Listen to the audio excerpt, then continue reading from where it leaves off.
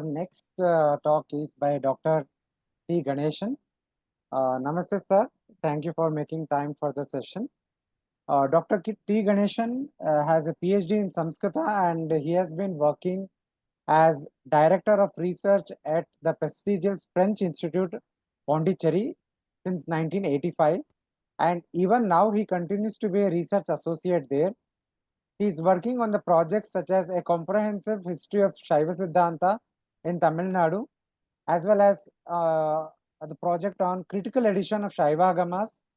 He is one of the editors of Sukshmagama, published by French Institute, Pondicherry. The first 2 volumes of Paushkaragama, along with 2 unpublished commentaries of Umapati and Gnana Prakasha, critically edited by him for the first time, was published by National Mission for Manuscripts, New Delhi in 2014 and 2020. Shivagnana Bodha Sutra, Siddhanta Prakashika, and many other such Śaivasiddhānta texts have been critically edited by him. He has presented more than 40 seminar papers and research articles concerning Shaivism and Śaivasiddhānta. He has delivered special lectures concerning various aspects of Śaivasiddhānta at various universities, including Tamil University, Tanjavur, Pondicherry University, University of Madras, universities in France and Germany, and 2 of his articles of more than 10,000 words each on Śaivasiddhānta and another on Shaivagamas were published in the Brill's Encyclopedia of Hinduism in 2011 and 2018. Presently, Dr. T. Ganesan heads the Center for Shaiva Studies, Pondicherry. And today he will be speaking on the topic Buddhist concepts reviewed and refuted by early Śaivasiddhānta. சந்திரர் சடையில் வைத்த சங்கரன் சாமவேதி அந்தரத் அமரர் பெம்மான் ஆண் நெல் வெள்ளூர்தியான்றன் மந்திரம் நமசிவாய ஆக நீரணியப் பெற்றால் வெந்தரும் வினையும் நோயும் வெவ்வழல் விறகிட்டன்றே. மகாதேவாய ருத்ராய சங்கராய சிவாயதே மகேஸ்வராயாபி நமः கஸ்மைச்சின் மந்திரமூர்த்தயே. சமஸ்த லக்ஷணாயோக ஏவ யஸ்ய உபலக்ஷணம் தஸ்மை நமோஸ்து தேவாய கஸ்மைச்சிதபி சம்பவே. பக்திலக்ஷ்மி சமிருத்தானாம் கிமன்யத் உபயாச்சிதம் ஏதயா வா தரித்ராணாம் கிமன்யத் உபயாச்சிதம். துக்கான்யபி சுகாயந்தே விஷமப்யமிருதாயதே மோக்ஷாயதே ச சம்சாரோ யத்ர மார்கः ச சாங்கரः.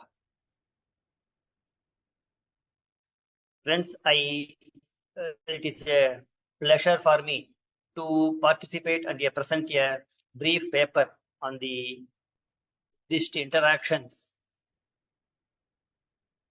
with the Astika darshanas, and and my brief paper will be on the analysis and examination of some of the Buddhist concepts and its eventual refutation by the early Śaivasiddhānta. Here I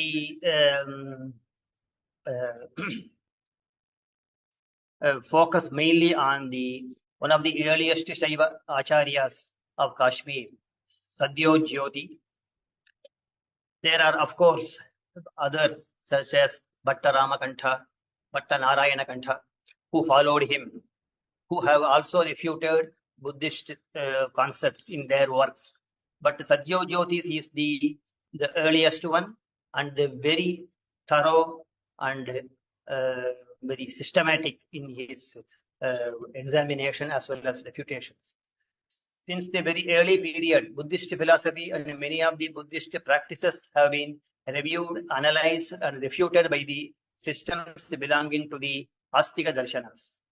Just as the Buddhism started as a refutation of the prevailing Vedic customs and beliefs, the Vedika systems such as the Mimamsaka, Nyaya, etc. critically reviewed the philosophical concepts of different schools of Buddhism since a very early period. The refutation of Buddhist doctrines by the Mimamsaka, the Nyaya, and the early Vedanta philosophers have been generally studied, but the refutation of the Buddhist concept by look at such Śaivasiddhānta text as the Nareshwara Pariksha by Sadyojyoti, its commentary Prakasha by Ramakantha, the commentary Vritti by Narayana Kantha, and the Vidyapada of the Mrigendra Agama, and the extensive commentary of Ramakantha and the Vidyapada of the Padanga Parameshwara Agama, all composed in the Kashmir Valley. We see a thorough analysis of some of the leading Buddhist doctrines held by its different sub-schools and their refutation on purely logical grounds. Their analysis of the various Buddhist doctrines and their refutation are very extensive, historically earlier than the different schools of Vedanta and mostly original. It is a fact that the earliest attack on the Buddhist concepts came from the redoubtable Kumarila Bhatta, the circa 7th century, the Mimamsaka Acharya, and all later thinkers have taken cue from his arguments and developed their own refutations. But on the contrary, and quite interestingly, we do not find such an extensive analysis and an equal refutation of the Buddhist doctrines in the other early works of Advaita Vedanta. My paper will present an attempt at recapturing some of those refutations of leading Buddhist doctrines by Śaivasiddhānta thinkers. I take first the Sadyojyoti, Sri Sadyojyoti Shivacharya. His period is approximately the mid-7th to early 8th century Common Era. He is one of the earliest Shaiva Acharyas, lived in Kashmir, systematized the Śaivasiddhānta philosophical doctrines, and composed texts explaining many important basic concepts of Śaivasiddhānta. Maybe it is a revelation to many of the scholars that Śaivasiddhānta has its early origin in Kashmir at the 5th or 6th century. Because before Sadyojyoti, we have Brihaspati and Ugrajyoti, who was his teacher, whom he propitiates in his Nareshwara Pariksha. So such early authors, such early acharyas lived even before Sadyojyoti in Kashmir, and they have also composed their texts. But unfortunately, none of them has survived in full. Sadyojyoti, we have all his texts, almost all, though some of them have been lost. So Śaivasiddhānta has here such a long, continuous history from early 4th to 5th centuries in Kashmir, and it is from the 12th century onwards, it has a very widespread following in the Tamil country and all other parts of in our Bharata Desha before that period. So there are lots of texts composed by acharyas, not only from Kashmir, also from other places such as Somashambhu, Bhojadeva, and others who lived in other parts of the country. And there were the early Shaiva mathas such as Golaki and Amardaka, whose branches, Shakha mathas, have widespread in all parts of the country, from where we have got many inscriptions, hundreds of inscriptions about those mathas and the acharyas in the succeeding centuries. So that is the history of the Śaivasiddhānta in its two phases, which I can say. The early phase from 4th to 5th centuries in Kashmir, started by Ugrajyoti and others, continued by Sadyojyoti and his followers, and then in the South India, especially in Tamil country, continued in such texts as Shivajnana Bodha and others, mostly in many Tamil texts. Even up to the 21st century, there are such developments in Śaivasiddhānta in Tamil Nadu. Due to various historical reasons, the Śaivasiddhānta could not flourish in the other parts of our Bharata Desha, and it has survived in the 12th century onwards in South India. Sadyojyoti's works, to give a brief about his contribution to Śaivasiddhānta, Raurava Vritti, the commentary on the Rauravagama, that is the Vidyapada, that section which speaks about the doctrinal points of Śaivasiddhānta, that is called Vidyapada. He has composed a Raurava commentary called Raurava Vritti, which is now lost, and he has also composed a commentary on the Vidyapada of the Swayambhu Agama, another Agama of the Śaivasiddhānta tradition. which is of course available now. Then he has composed Tattva Sangraha, Tattva Traya Nirnaya, Bhoga Karika, Moksha Karika, and Paramoksha Nirasa Karika, which are his other Prakarana type texts explaining important concepts of Śaivasiddhānta. Now, Nareshwara Pariksha is his another important text composed with the aim mainly to establish on logical grounds the existence of a permanent conscious individual self, Nara, and the Supreme Lord Shiva as the creator and controller of the entire universe, Ishvara. After a thorough examination, Pariksha, of the views on these two concepts held by other schools of philosophy. Thus, Nareshwara Pariksha mainly discusses and establishes the existence of the individual self and Ishvara, Shiva. The first kanda of Nareshwara Pariksha consists of 75 verses. Of this, major part is devoted to the analysis and the refutation of Buddhist philosophies, mainly the Vijnanavada and the Kshanikavada, that is Shunyavada. As Sadhyo Jyoti is the disciple of Acharya Ugra Jyoti. We have the last verse of Nareshwara Pariksha. Sadhyo Jyoti Samano Yam Shivena Guru Sattamaha Kripayaiva Anujagraha Ugra Jyotir Gunakaraha. Here in the Nareshwara Pariksha, he argues in detail for the existence of a separate, conscious, eternal individual self by examining the viewpoints of different schools of Buddhism and refuting them. After the refutation of Buddhism, he also takes up the Sankhya view and refutes that view also. The very basic notions held by the Buddhists that there is no abiding entity throughout one's life, etc., are taken for thorough analysis. Among other arguments, Sadhyo Jyoti states that the cognition itself constitutes the self that experiences many types of objects and retains their impressions in consciousness for future use. The succinct definition of a self is offered by Sadhyo Jyoti as Jnata Kartacha Bodhena, the second verse of Nareshwara Pariksha. The self that is spoken here in the Śaivasiddhānta is a knower, the agent of action, proceeds towards the known objects after knowing them, and he is the enjoyer of the fruits of his own actions. This is the simplest definition of an individual self, Pashu. The commentator Ramakantha, Bhatta Ramakantha, he is one of the greatest illuminaries in the Śaivasiddhānta Kashmir. He is the son and disciple of Narayana Kantha, who has composed the commentary on Mrigendra Agama. So Ramakantha is a great thoroughgoing scholar and who has studied all systems. And when we see his vritti commentary on the Nareshwara Pariksha, is so long on many of the verses, and he brings in many concepts of the Buddhists, especially these two, Vijnanavada and Shunyavada, and analyzes them thoroughly. So he adds more. He adds more to the information already given in the Sadhyo Jyoti's text, Nareshwara Pariksha. He explains that, Ramakantha explains that the self is not at all to be inferred as held by the followers of the Nyaya Vaisheshika. Initially, he states this, then he goes to the refutation of Buddhist. The self is very much there through and through every action, both mental and physical. Then the self proceeds with its action after knowing the objects as an other, as completely different from itself. Always the object is different from the self, the knower.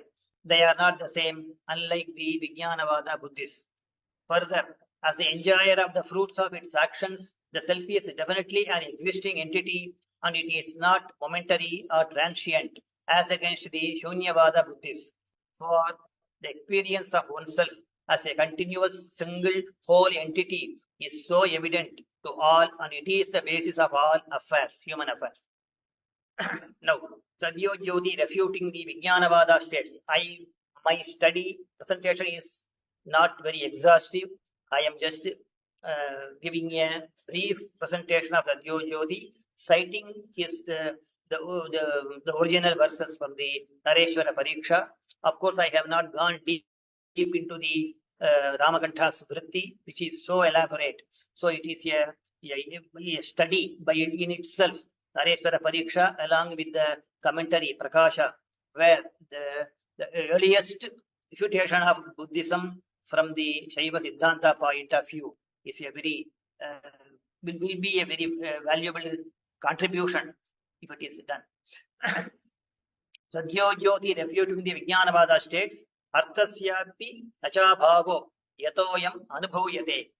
This retort appears to be the answer to the view expressed by the well-known Vijnanavada Buddhist philosopher Vasubandhu in his Vijñapti Matrata Siddhi, which runs Vijñapti Matram Evedam Asadarthava Bhasanat Yadvat Taimirikasya Asat Eshondukadi Darshanam. This is from the Vasubandhu's Vijñapti Matrata Siddhi. The refutation of Sadhyo Jyoti of this point and the Ramakantha's commentary clearly shows that they were very much well read, familiar with the early Vijnanavada views and Vasubandhu's doctrines. We will also see another such reference to Vasubandhu in his commentary later. The difference between the cognition and the object lying out there externally is fully obliterated in the Vijnanavada. This view is refuted by Sadhyo Jyoti in another verse. Ayameva hi Vijñeyo Vedo Bodha Arthayoho Sputam Purvastu Anubhavakaraha Uttarastu Anubhuyate. While the former, namely the cognition, Bodha, is the form of the experience, whereas the latter, the object cognized, is experienced, the content of the experience. Yes, so then continuing his attack on the Vijnanavada, Sadhyo Jyoti says, the very reason that the object is not perceived earlier, but is perceived at a particular moment, clearly proves that the perceived object is different from the perception. Vastu Vijnanato Pinnam, Naiva Vijnana Janmanaha, Purvatra Adrihyamanatvat iti Anekanta Muchyate. In the course of his commentary on this verse,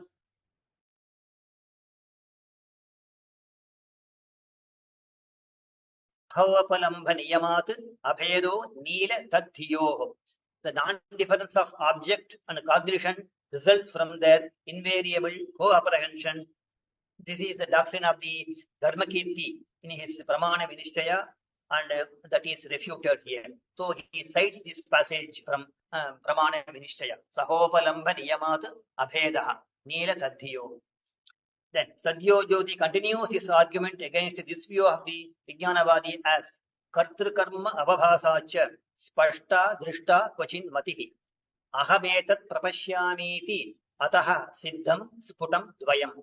So, in the same view of the Vijnanavadi is further refuted in the another verse.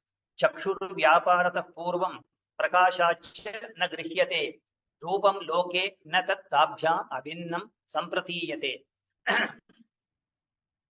So again, there are still also other verses in the Nareshwara Pariksha, which continues the refutation of the Vijnanavada views and further analysis.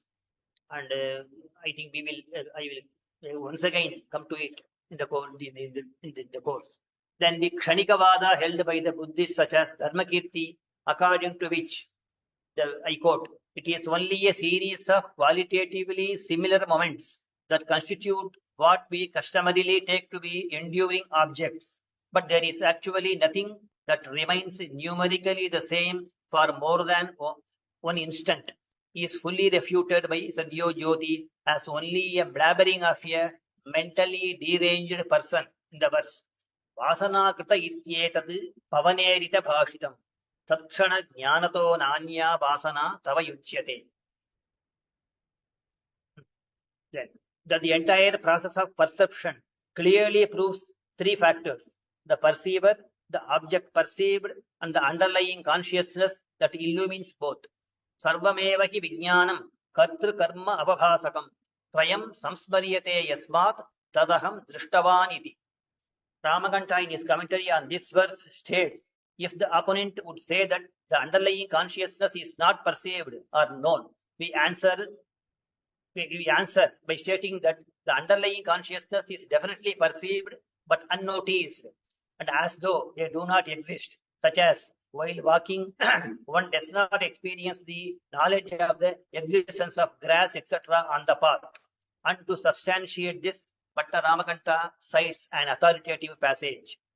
Sambittihi aparamarsyat vidyamanapi vastutaha trinadi vittibad yatuhu siddhaiva avidyamanavat iti.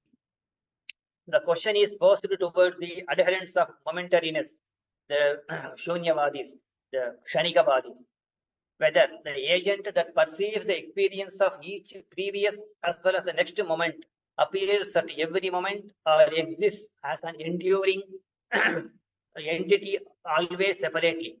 The Śaivasiddhānta follower asks, how can a permanent, ever-shining existence of an agent who endures in each and every experience, irrespective of the difference between various objects perceived, in whom there is no internal division in all the three times, past, present, and future, nor any absence at any part of the time, who is fully aware of his own unquestionable eternal existence as an agent, even at the face of appearance of innumerable mental states and their destruction at every moment, without any iota of change of his consciousness, even in sleep and other such states, whose very existence is known by his own self-knowledge, that I exist, be ever doubted. It is a long passage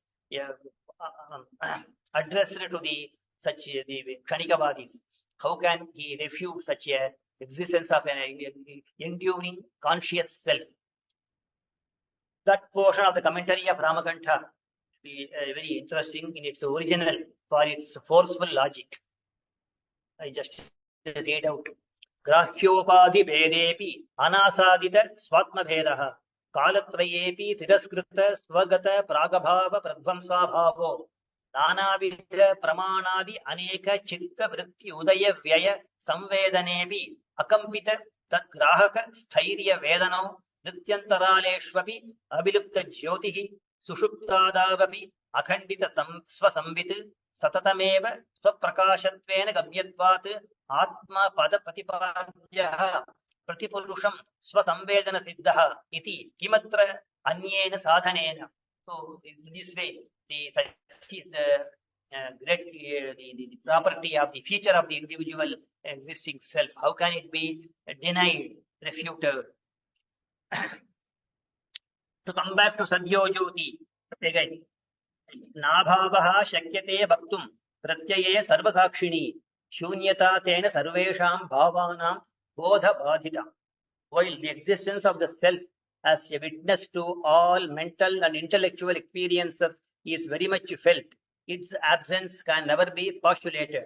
Therefore, the theory of shunyatva of all existence posited by the Shunyavadi is completely sublated and is against very perception. Further, Bhatta Ramakanta adds, if the momentariness of the Shunyavada is accepted, then their own classification of their monastery as Vihara, Arama, Chaitya, etc. cannot be accepted, though the mutual difference between them is really experienced. Incha Shunyavadinam chiratara prarudho Vihara, Arama, Chaityadi Vedaha Anubhava Siddho Nopapadyate.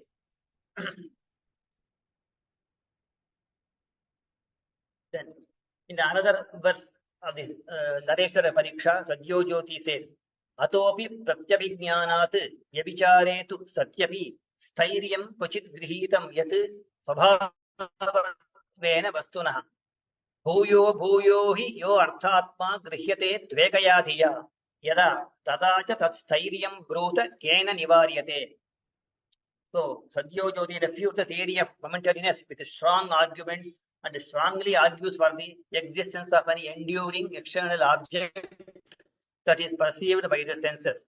So, while establishing the existence of a permanent conscious knower, perceiver, the self, Sadyojyoti at the same time also argues for the existence of an external object which is real and which is not momentary. So both are achieved in the course of his refutation of Buddhism. He says, when an object which is again and again perceived by the sense, by the same conscious object is momentary and gets destroyed at each moment. Ramakanta adds with a sarcastic note that only based on this view of an external real object, the bodhisattvas conduct themselves accordingly towards their wives, mothers, teachers, and servants, whom they perceive again and again in their lifetime. So it is also accepted, should be accepted by even the Buddhists, the existence of an external object, an enduring object. Based on the theory of stream of momentary cognition, Santana, the mother cannot become his wife. So Ramakanta concludes by saying, if that is not considered to be contradictory, then alas, fie upon the followers of such a viewpoint. Tata panchamasya tu kshanasya panchami matrubandubhyaha iti samacharat jayatvam bhavat aviruddham eva syad iti jitam pashubhihi bhavat darshana cheshta nishthaireva. So in this way, so the argument and is continued further, vehemently opposed, and how it such a concept of momentariness is detrimental to the human experience and societal conducts. Explaining further the process of cognition, Sadhyo Jyoti states, Purvancha Grihyate Vastu Bodhaha Pascha iti Sthitihi. So it is further questioned against the theory of momentariness as to who, when, and why anybody would start performing any act if the very self-evident experience of one's own existence is momentary and is known to be getting destroyed continuously at every moment. Sarva anubhavanam kshanamatra vedanottarakalam dvamsatam kshanantare sambhavat kapravartate kutra kimartham va. The opponent, holding on to the view of momentariness, says that though one cannot conceal the self-experience of a perceiver, it is only a continuous stream of momentary consciousness without any permanent existence, which is erroneously called a permanent self by men of confused thinking, just as the flow of continuous water is called a river by ordinary people.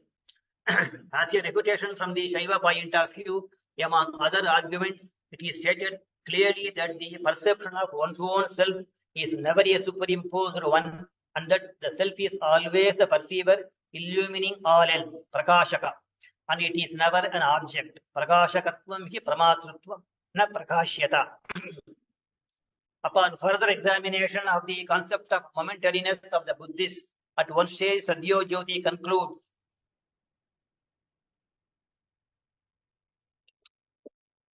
Punarbhava prasangasyan nirnimittehi upaplave. That is, by holding on to the view of momentariness, there will be eventually result only rebirth and no moksha, as claimed by the Buddhists, since the misery of transmigration will not have any cause. To explain further, it is the basic view of the Buddhists that the misery of transmigration is caused by nescience, avidya, and desire, trishna. But according to the view of momentariness, only the previous knowledge of an object is the cause of its existence in the next moment, and thus both nescience and desire experienced by the self will be without any cause, and consequently they will not be removed. And as such, the state of transmigration remains as it is, which in its turn leads to the absence of moksha or nirvana as promised by the Buddhist teacher. What is more, there will result only rebirth and thereby no freedom from birth and eventual death. So these are the comments of Bhatta Ramakanta. In the same way, after a detailed argument, Sadhyo Jyoti refutes the view which holds that there is no external object at all. The arguments both in the Nareshwara Pariksha as well as in the commentary Prakasha are very analytical and detailed. That is, Sadhyo Jyoti continues, one can never deny the experiences that one undergoes. Ramakanta argues further that by denying the very experiences that one undergoes, and the external objects that are perceived as mere mental modes and creations. Will the Buddhist accept that both good and bad experiences in one's dream as true? If they are so, then why would anybody take to farming or any other endeavor? But we see that people are doing many such activities, and thus what the Buddhists hold goes directly against experience. If the Buddhists still say that these are all mere mental or modifications of consciousness, then the very talk of serving others by the Buddha, driven by compassion, which is so much talked about, is only a mere humbug. इतः परं परोपकारश्च धर्मो जनस्यापि एवं न संभवति पर असंवेदनात्. That is Ramakantha's conclusive statement against the Buddhist view. So only this much I have. Then after, still there are, of course, the refutation of Buddhist view is continued by Sadhyo Jyoti, and Ramakantha elaborates it in his commentary. So I was able to only take this much for the brief presentation, and it is a elaborate study. The Nareshwara Pariksha and the Prakasha commentary is so elaborate, and a parallel Sadhyo Jyoti's analysis. First he propounds the Purva Paksha's view and the refutation, then refutes it. So when we compare it with the contemporary Buddhist texts, Buddhist views held by such authors as Vasubandhu, Dharmakirti, and earlier Dinnaga and others, we can have a very, and that is with Sadhyo Jyoti. When Ramakantha in the 9th century, he develops further, and the Buddhist philosophy also has developed. So a parallel comparative study of the further texts in the succeeding centuries after Dharmakirti, along with the commentary of Bhatta Ramakantha on Nareshwara Pariksha, will be a great rewarding one. And I will definitely add to the contribution of refutation of Buddhist philosophy from Shaiva point of view. The Abhinavagupta, and to some extent in the Ishvara Pratyabhijna Karika, and the Abhinavagupta and others in the from the Pratyabhijna point of view, they all come later than Ramakantha, because Abhinavagupta cites from Ramakantha and cites from Sadhyo Jyoti, and so they all start from the 10th, 11th century. So the earliest refutation from the Shaiva point of view is from the Śaivasiddhānta tradition of Kashmir, and historically Kashmir was so much under Buddhist influence in those period of from the 4th or 5th century up to the 8th century, because that this is clearly shown by the large part of refutation of Sadhyo Jyoti and Ramakantha. Also then in the Narayana Kantha, in their texts, show that Buddhist influence, how Buddhism prevailed in Kashmir, in a very widespread way. That is why they have to encounter the Buddhist philosophy and refute it threadbare. They have refuted, analyzed. So Sadhyo Jyoti is coming from the early mid 6th to early 7th century. Definitely he is earlier than Shankara, who Shankara has refuted Buddhism in his Brahma Sutra Bhashya in the 2nd Adhyaya. Sadhyo Jyoti, etc. they all before Shankara. So this is also a very important point to note, that the earliest, along with Nyaya Vaisheshika and the Mimamsaka, from the Astika Darshana school, it is Śaivasiddhānta is the earliest to refute, analyze the Buddhist concepts. There may be similarities between the arguments from Sadhyo Jyoti and Nyaya Vaisheshika and Mimamsa. Of course, in the Bhatta Ramakantha's commentary Prakasha, he cites from Kumarila Bhatta's Shlokavartika, and it is also there. It is definitely, because Kumarila Bhatta is the early one, the later part of 6th and 7th century. this refutation of Buddhism and of course other schools, especially the Nastika Darshana, was continued in the Śaivasiddhānta in the Tamil Nadu, that developed in the from the 12th century. We have the Shivajnana Bodha. We have the second sutra, Netito Mamatodrekat Akshoparati Bodhatah Swape Nidbhogato Bodhe Bodhrutvat Asti Anuhu Tanav. This is the second sutra. There are 12 sutras. And Shivajnana Bodha, shortest ever text. The first sutra establishes the existence of Pati, Shiva. Second one, the Pashu, namely the Atma. So, very first argument, this verse, Netito. So, this is one argument. It is against the Buddhist. It is Buddhist refutation. So, just by the mere stating that I do not exist, that is, the self does not exist. The knower says that the knower himself says this, so proves that the existence of a knower, existence of a conscious self. So this is the very succinctly put in the Shivajnana Bodha Sutra, and it is elaborated in the other commentaries. Then in the Arunandi Shivacharya's commentary on the Shivajnana Bodha Sutra, namely, there also there is a in the Parapaksha, that is the analysis of the other Purva Pakshas. Buddhism is also taken by Bhashika, Sautrantika, and of course they are all brief. Vijnanavada and Shunyavada, all the four important schools of Buddhism are refuted in the Shivajnana Siddhya. Is a versified commentary on Shivajnana Bodha Sutra, composed in the early part of 13th century. Then we have the Umapati Shivam Tamil text, Shiva Prakasham, and as there also some, of course, not elaborate way, but they are all Buddhist concepts are refuted. This is also continued. So thus, this is in this way I conclude my brief presentation on the examination as well as refutation of important Buddhist philosophical concepts by the early Śaivasiddhānta system, and mainly based on the Nareshwara Pariksha of Sadyojyoti of early 7th century. And with this I conclude.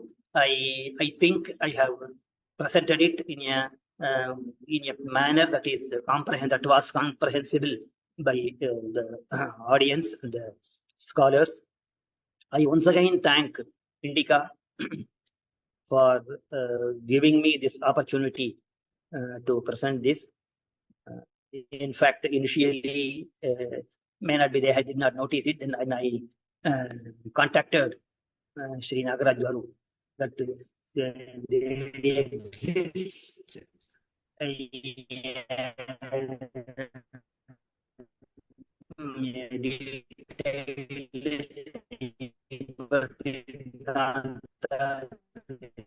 Refutation of Buddhism, and they have given me this up. Thank you, sir.